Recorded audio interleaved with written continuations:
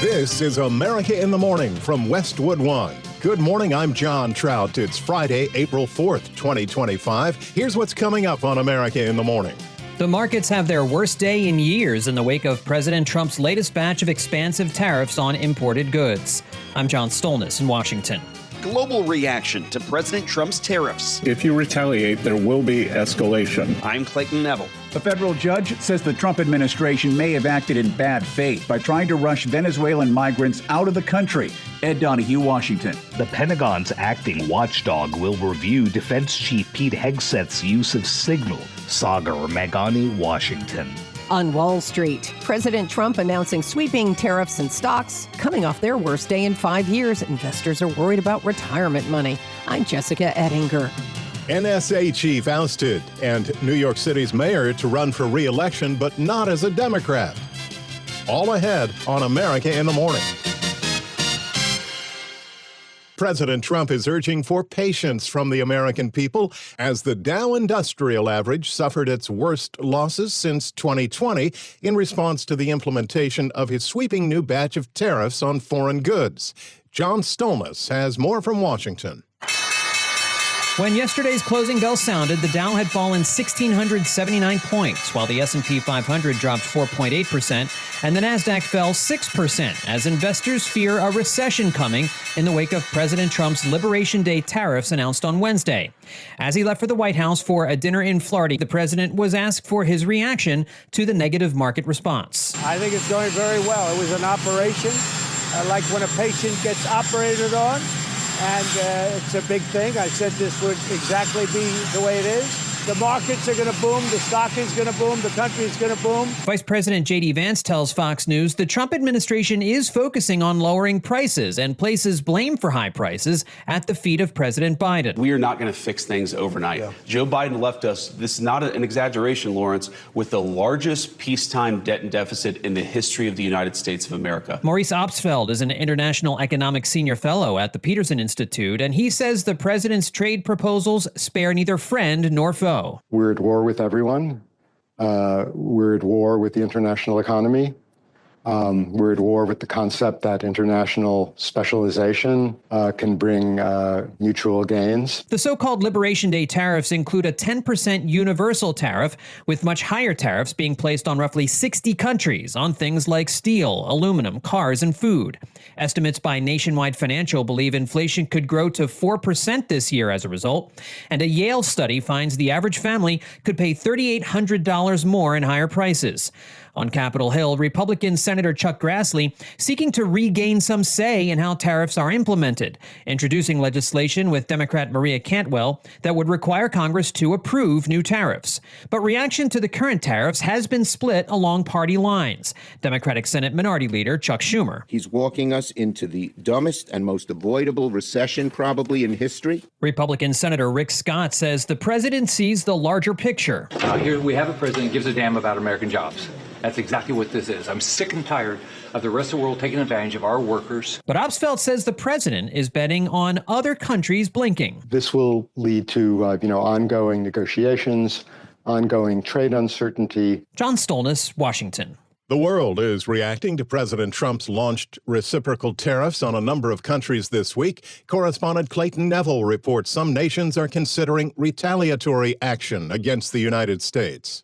President Trump expects about $6 or $7 trillion to come into the United States with his recent blanket 10% tariff on all imports and additional import tax rates of up to 50% on countries with potential trade barriers. French President Emmanuel Macron responding by encouraging French companies to suspend U.S. investments until he said the tariff situation with the U.S. is clarified. U.S. Treasury Secretary Scott Bessent told Fox News other countries should carefully consider implementing additional tariffs of their own. Well, we'll see what they do. Is my advice to every country right now is do not retaliate, sit back, take it in. Let's see how it goes, because if you retaliate, there will be escalation.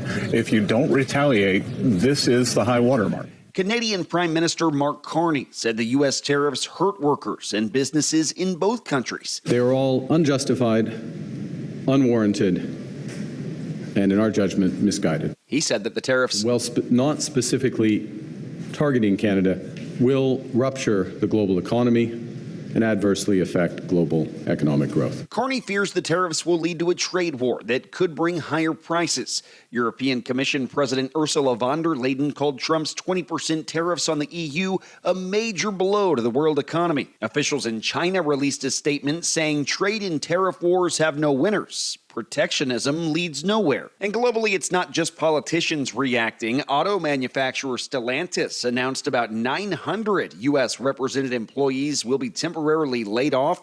That in addition to about 4,500 hourly workers at the Canadian plant. I'm Clayton Neville. Judge continues to demand answers on deportation flights. When America in the Morning continues after these messages.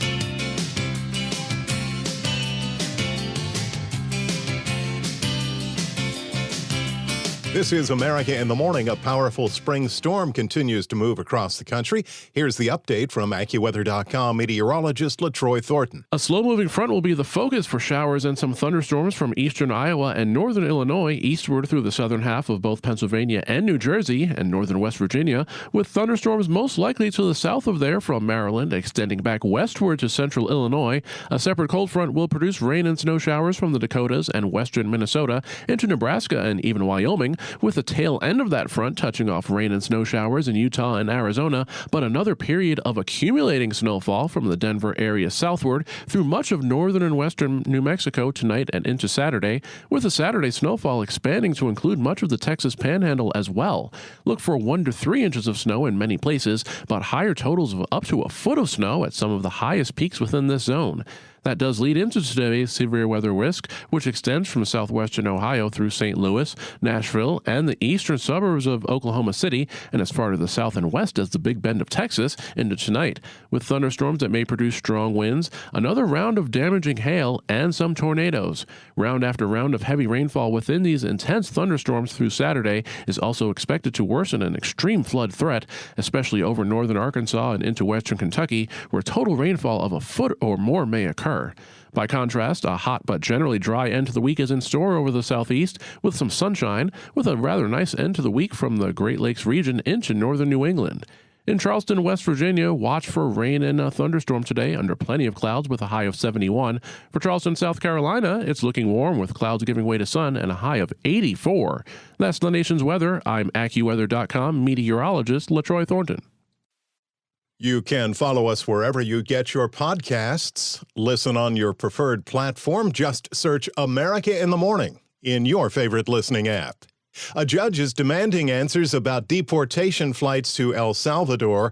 Correspondent Ed Donahue reports the judge is threatening contempt proceedings against the Trump administration. A federal judge says the Trump administration may have acted in bad faith by trying to rush Venezuelan migrants out of the country before a court could block their deportations to El Salvador. District Judge Jeb Boasberg pressed a Justice Department lawyer to explain why his orders were ignored to turn the plane around. Frustration is growing at the White House over court orders blocking the president's immigration agenda. President Trump has called for Judge Boasberg's impeachment. Boasberg ordered the administration last month not to deport anyone in its custody under the Alien Enemies Act, a 1798 wartime law invoked by the president. The judge told a Justice Department lawyer he suspects the government may have acted in bad faith throughout that day. The Justice Department says the order wasn't violated. It didn't apply to planes that had already left U.S. airspace by the time his command came down. Ed Donahue, Washington. A Pentagon watchdog is reviewing Defense Chief Pete Hegseth's use of signal to convey Yemen strike plans. Washington correspondent Sagar Meghani reports. The Pentagon's acting watchdog will review Defense Chief Pete Hegseth's use of signal to convey plans for last month's strikes on Houthi rebels. The probe will review whether Hegseth complied with classification requirements, among other things, since he provided exact timings of warplane launches and when bombs would drop. Current and former military officials say that level of detail most likely would have been classified. Hegseth and the administration administration insists nothing classified was shared. Nobody's texting more plans. I know exactly what I'm doing, exactly what we're directing. A reporter was mistakenly invited into the chat that included the vice president, secretary of state, and other top officials. The Signal app is encrypted, but it's not part of the Pentagon's secure communications network. Sagar Meghani, Washington. The stock market's worst free fall in 5 years. That and more business news next when America in the Morning continues after these messages.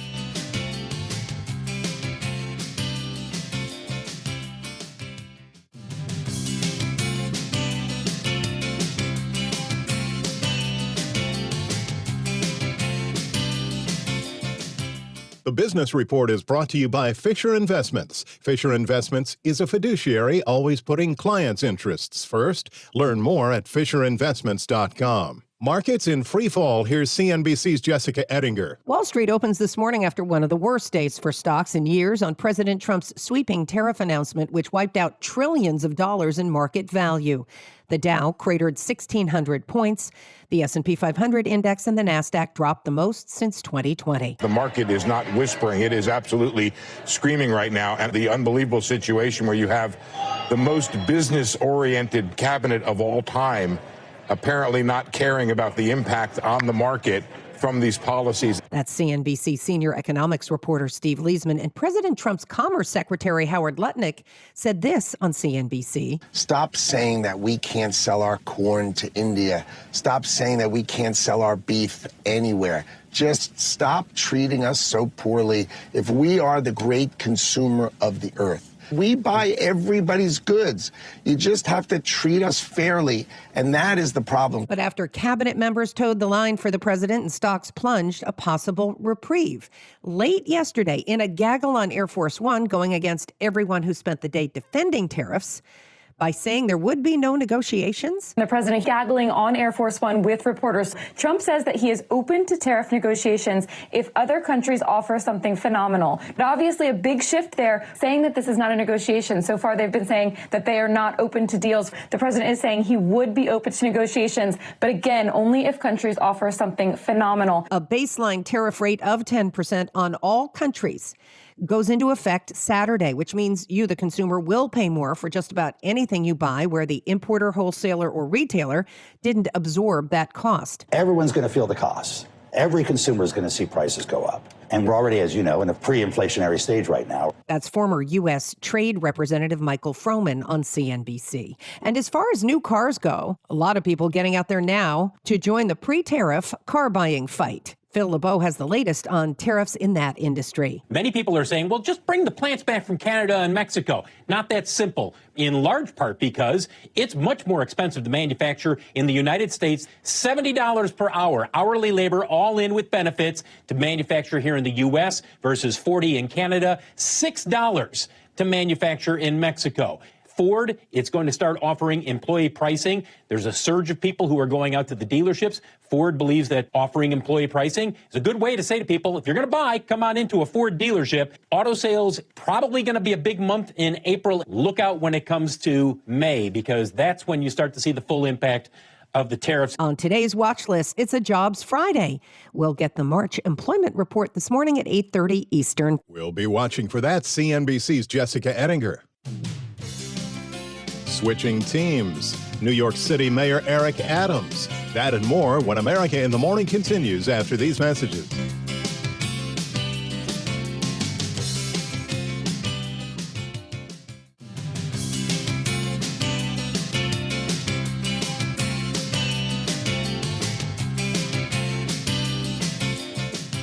The director and the number 2 official at the National Security Agency were relieved of their duties. The Trump administration announced that General Timothy Hogg, along with his civilian deputy Wendy Noble, were removed. Hogg was also the head of the U.S. Cyber Command. The Washington Post reports that Noble was reassigned to a job within the Pentagon's Office of the Undersecretary of Defense for Intelligence, which is part of the NSA. The named acting NSA director is Lieutenant General William Hartman, who was the Cyber Command deputy. The NSA is one of the United States' premier intelligence agencies, while U.S. Cyber Command carries out and strengthens our nation's abilities to withstand and respond to cyber attacks. No reason was given for Hogg's departure. There are also reports of firings of multiple staffers at the National Security Council. In other news, New York City Mayor Eric Adams, after charges in his federal corruption case were dismissed, says he'll be running for re-election, but not as a Democrat. Correspondent Donna Warder reports. New York City Mayor Eric Adams says the federal bribery case against him that was just dismissed has severely damaged his ability to mount a re-election campaign in the city's Democratic primary, so he's running as an independent. In a video, Adams says the criminal case dragged on too long while, quote, false accusations were held over me, end quote. The Democratic primary has attracted several serious opponents, including former New York Governor Andrew Cuomo. By running as an independent, Adams will be able to skip directly to the general election in November, but he has struggled to raise money over the past months and was denied access to millions of dollars in public matching funds for his campaign because of questions about gaps in his record keeping. I'm Donna Warder. America in the Morning for Friday, April 4th, 2025 is produced by Jeff McKay. I'm John Trout. This is Westwood One.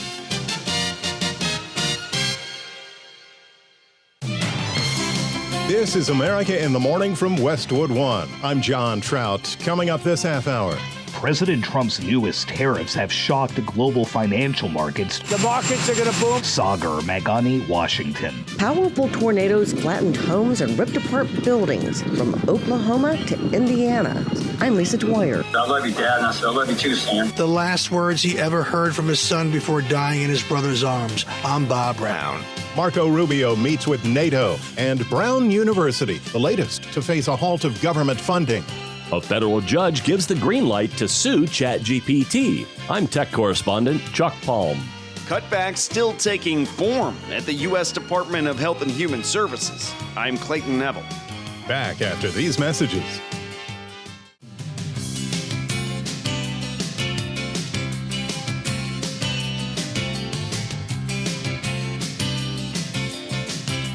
You're with America in the Morning. Potentially life-threatening flash flooding continues in the Ohio Valley. Here's today's forecast from AccuWeather.com meteorologist LaTroy Thornton. The severe weather risk starts to ramp up later today as another round of energy slowly crossing the southwestern states interacts with a storm that has already delivered 2 days of destructive thunderstorms and flooding rainfall to parts of the south and into the Ohio River Valley. This enhancement will result in a renewed significant risk for storms capable of delivering hail, damaging winds, and unfortunately numerous tornadoes once again, with at least some risk for these hazards from the Big Bend of Texas northeastward into far southwestern Ohio and just about all of Kentucky.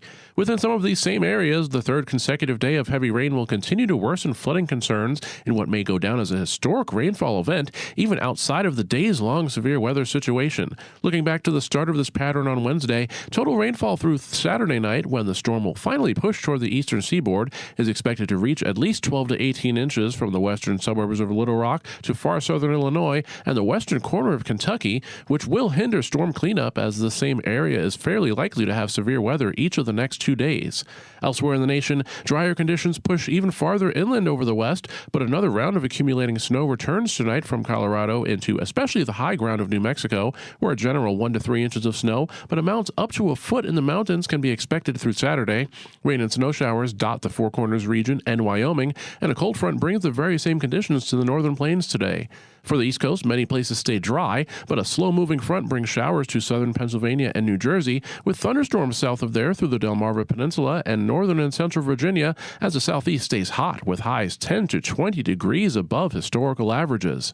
I'm AccuWeather.com meteorologist LaTroy Thornton.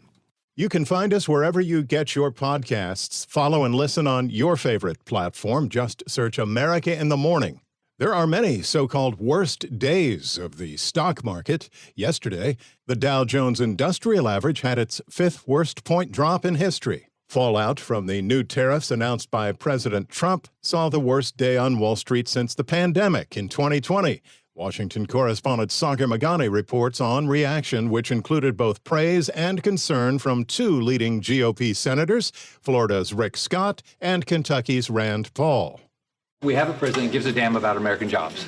That's exactly what this is. I'm sick and tired of the rest of the world taking advantage of our workers and our companies. So the rest of the world, they want to put barriers up to our companies, which impacts American jobs. That has ended. Tariffs have also led to political decimation. When McKinley most famously put tariffs on in 1890, they lost 50% of their seats in the next election.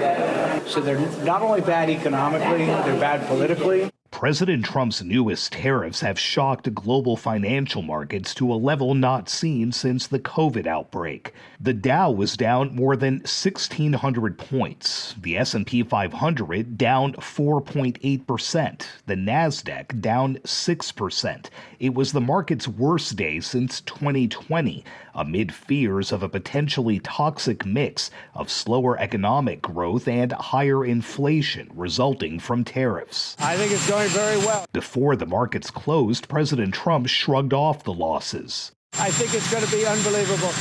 The thing that people have to talk about, we're up almost to $7 trillion of investment coming into our country. And you'll see how it's going to turn out. Our country's going to boom.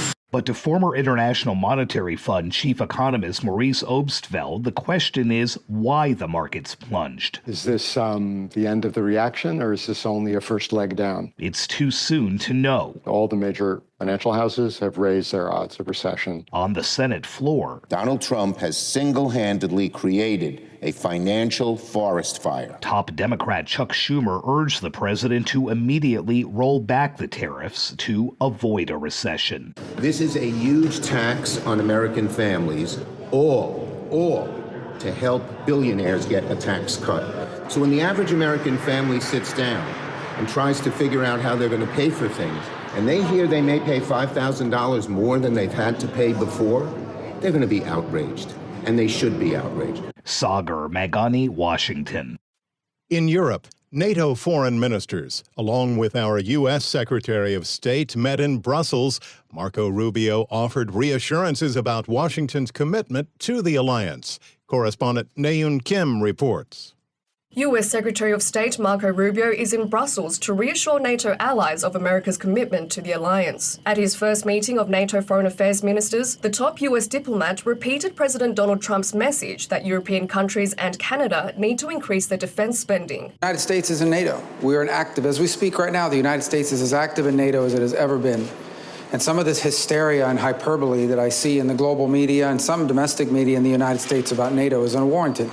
The President Trump's made clear he supports NATO. We're going to remain in NATO. He's not against NATO.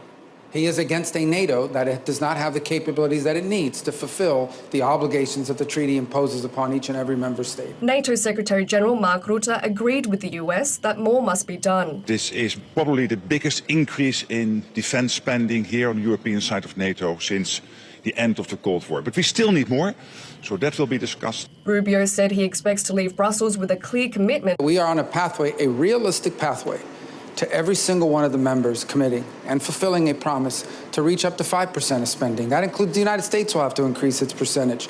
Because if the threats truly are as dire as I believe they are, and the members of this alliance believe they are, then that threat has to be confronted by a full and real commitment. While Trump's imposition of new global tariffs will affect NATO allies, Rutte stressed that today's talks would be purely centered on defense.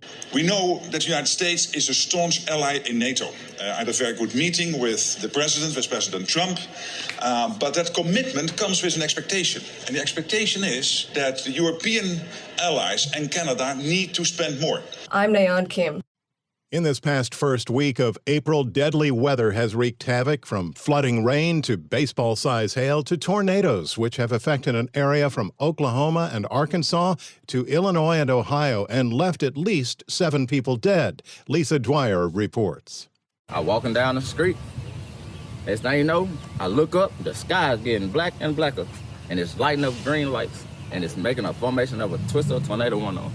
Next thing you know, the wind got real still and dry, and next thing you know, you just hear a loud wind come past you, and it just, y'all see the background of them, y'all see the results of what I seen. We will continue to kind of work with the National Weather Service to determine how many. They'll have to go out and survey, but we do know that tornadoes did touch down in Arkansas. Powerful tornadoes and violent winds flattened homes and ripped apart buildings from Oklahoma to Indiana. Most of the counties are still assessing the full extent of the damage, but preliminary reports indicate impacts to homes, trees, power lines, and roadways due to wind gusts, hail, tornadoes, and flash flooding. In the first round of storms that are expected to bring record-setting rains and life-threatening flash floods across the nation's midsection in the coming days. The same general areas are going to be getting hit kind of through Saturday. National Weather Service meteorologist Mark Chenard. Finally, by Sunday, it looks like the storm finally starts to move east. Potentially deadly flash flooding is forecast for the South and Midwest as severe thunderstorms blowing eastward become supercharged, with more than a foot of rain possible in some areas over the next 4 days. I'm Lisa Dwyer. When we return on America in the Morning, another college losing federal funding. K through 12 schools are next when America in the Morning continues after these messages.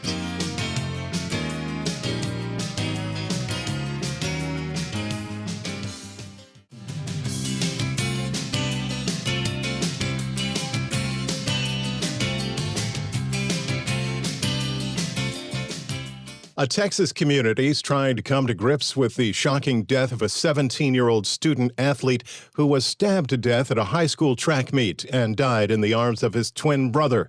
Correspondent Bob Brown has more on the story. I love you, Dad, and I said, I love you too, son. And those were the last words I ever heard from him. Jeff Metcalf on Fox News' America Reports talking about his 17-year-old son, Austin, a school football star who was tragically stabbed to death at a high school track meet Wednesday in Frisco, Texas, just north of Dallas. Austin's twin brother, Hunter, was with them at the time. Their father explaining what happened. Each individual high schools had like their own little tents to go sit under, and they were sitting under the Memorial High School tent. The individual was saying some words, and they turned to him and said, "Who are you?" And he said, "I'm Mello." He said, "Hey, man, you're in the wrong spot. You need to go sit with your team." Words were then exchanged. They asked him to move, and when Austin grabbed his backpack to move, take it, he stabbed him in the chest and killed him. Police arresting 17-year-old Carmelo Anthony in the alleged stabbing, the suspect reportedly from another school. I want to get the word out so maybe parents can educate their children to where this doesn't happen to someone else. Senseless acts of violence in this world have become more, I don't want to say acceptable, but I think today's society is more calloused. Jeff Metcalf wants people to know the incident was not about race or politics. He says he can forgive. And the forgiveness is for me, so I can have peace. His life is destroyed. My life is destroyed. I'm Bob Brown. As a condition for receiving federal money, the Trump administration is ordering K through 12 schools to certify that they're following federal civil rights laws and ending any diversity, equity, and inclusion practices. The Department of Education sent out notices on Thursday, giving states and schools 10 days to sign and to return the certification. The DOE asks state and school leaders to sign what is called a reminder of legal obligations, acknowledging their federal money is conditioned on compliance with federal civil rights laws. Schools and states that use illegal DEI practices can face a loss of federal money, including grants and contracts. The American Federation of Teachers announced they are suing, describing this as discrimination that violates the First and Fifth Amendments. Meantime, over at the Department of Health and Human Services, federal cutbacks continue to take shape. Correspondent Clayton Neville reports. HHS Secretary Robert F. Kennedy Jr. insisted in a recent interview with News Nation that no services are being cut by his department. We're not going to cut Medicaid. We're not going to cut Medicare. We're going to continue. We're going to provide services, but more efficiently. This week, HHS shut down several offices tasked with Freedom of Information Act or FOIA requests. Critics worry this could impact transparency. Secretary Kennedy reportedly plans to consolidate FOIA requests into one HHS-wide office to include both the CDC and the FDA. This as Kennedy confirms that some programs could be brought back because they were unintentionally eliminated. He said research studies like a CDC prevention program got swept up in the department's mass layoffs. I'm Clayton Neville. Another Ivy League college is facing the potential loss of government funding grants. The Trump administration intends to block $510 million in federal contracts and grants for Brown University, expanding its campaign to hold universities accountable for what it says is relentless anti-Semitism on campus. Like many of its Ivy League peers, Brown was the site of clashes over the war in Gaza. Already, the Department of Education has ordered cuts and reviews of grants and funding for Harvard, Princeton, Columbia, and the University of Pennsylvania for a combination of anti-Jewish activities or trans-athlete policies. America in the Morning continues. A New York federal judge has given the go-ahead for the New York Times and other media outlets to sue OpenAI, the makers of ChatGPT, for using their stories without permission. Here's Chuck Palm with more on the story in today's Tech Report. The New York Times and other newspapers can proceed with a copyright lawsuit against OpenAI and Microsoft, seeking to end the practice of using their stories to train artificial intelligence chatbots. U.S. District Judge Sidney Stein of New York on Wednesday dismissed some of the claims made by the media organizations, but allowed the bulk of the case to continue, possibly with a jury trial. Attorney for the New York Times, Ian Crosby, said, "As the order indicates, all of our copyright claims will continue against Microsoft and OpenAI for their widespread theft of millions of the Times' work." The Times has said that OpenAI and its business partner Microsoft have threatened its livelihood by effectively stealing billions of dollars worth of its work by its journalists, in some cases spitting out verbatim for people who seek answers from the generative artificial intelligence like OpenAI's ChatGPT. For more tech news, follow me at chuckpalm.com. College hoops take center stage this weekend. With more in sports, here's America in the Morning's Robert Workman. Baseball Thursday, the Brewers blanked the Reds 1-0. Nestor Cortez, who got lit up in his first start of the season at Yankee Stadium, fired 6 innings of one-hit ball in his new digs in Milwaukee.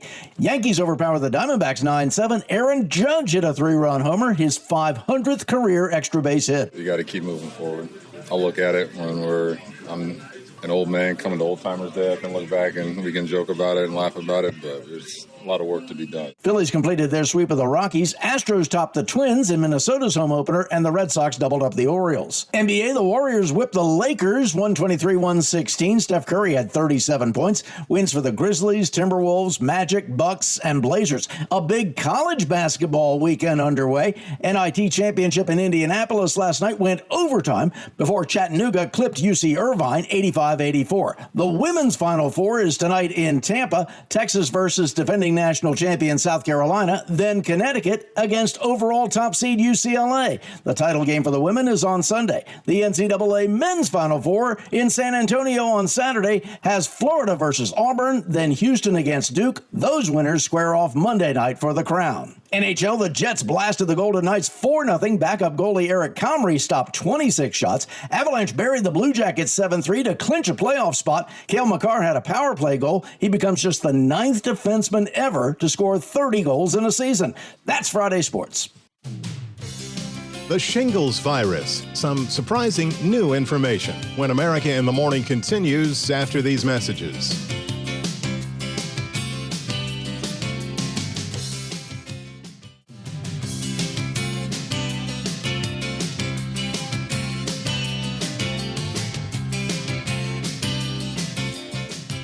Welcome back. You're with America in the Morning. Well, your kids have likely played the video game, and now you can go to the theater this weekend and see what it's all about.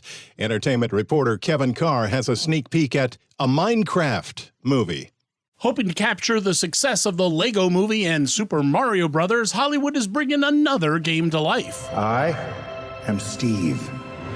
As a child, I yearned for the mines. A Minecraft movie brings the viewers into the world of Minecraft, where players can build anything they want. As long as what you imagine can be built out of blocks. When a troubled teen and a has-been video game champ stumble on a portal to the overworld, they team up with Steve to stop a threat. There are dark forces who want to destroy this world. If we want to stop them, we're going to need to create something amazing. Very much like the world of Minecraft, this movie is a scattershot of admittedly cool ideas with forced connective tissue. Right this way! This makes it schizophrenic, trying to tap into the Minecraft mythos, but also to tell a coherent story. Welcome to the overworld.